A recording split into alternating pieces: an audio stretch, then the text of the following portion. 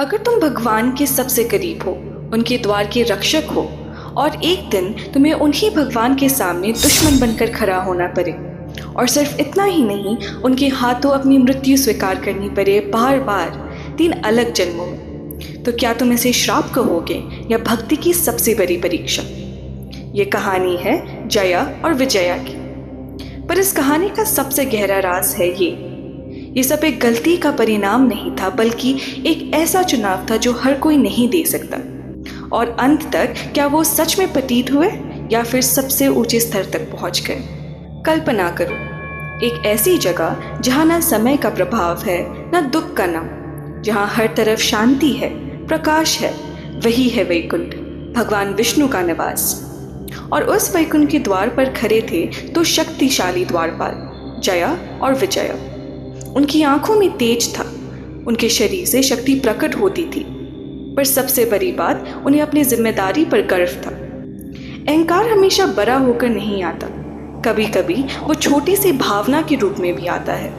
मैं सही हूँ, मैं अधिक जानता हूँ। जया और विजया के साथ भी कुछ ऐसा ही हुआ। वो अपने कर्तव्य में इतने कठोर हो गए कि उन्होंने विनम्रता ही खो दी, और यहीं से कहानी मोड़ ले लेती है।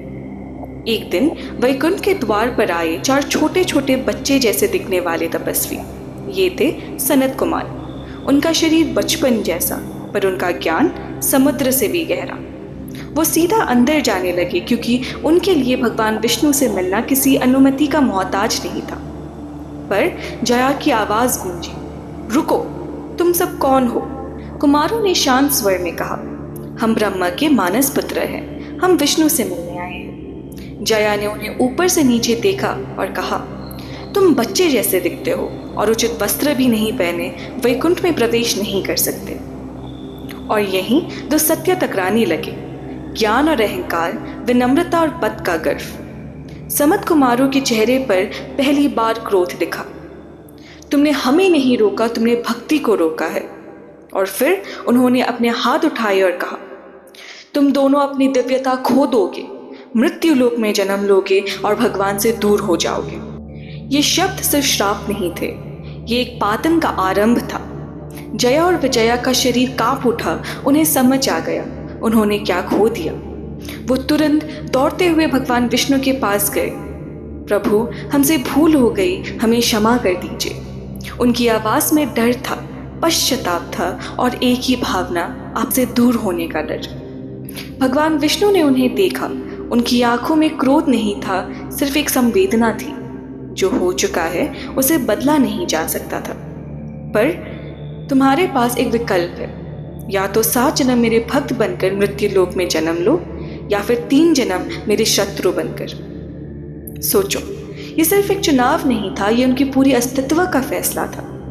जया ने विजया की तरफ देखा। विजया ने धीरे से कहा, हम आपसे इतने समय तक दूर नहीं रह सकते, चाहे इसका मतलब हो आपके हाथों ही मरना क्यों ना पड़े। और फिर दोनों ने एक साथ कहा, हम 3 जन्म चुनते हैं आपका दुश्मन बनकर। पहला जन्म हिरण्याक्ष और हिरण्यकश्यप, जिनको भगवान विष्णु ने वराह और नरसिंह अवतार में मारा। दूसरा जन्म रावण और कुंभकर्ण, जिनको भगवान विष्णु ने राम अवतार में मारा। तीसरा और आखिरी जन्म शिशुपाल और दंतवक्र, जिनको भगवान विष्णु ने कृष्ण अवतार में मारा। हर जन्म में वो विष्णु के विरुद्ध खड़े हुए थे, पर सच में वो तो सिर्फ उनके पास लौटने की कोशिश कर रहे थे। तो क्या जया विजया बुरे थे या भक्ति का सबसे कठिन रूप, क्योंकि उन्होंने चुना दुख, पातन और अपमान सिर्फ इसलिए ताकि वो जल्द से भगवान के पास लौट सके?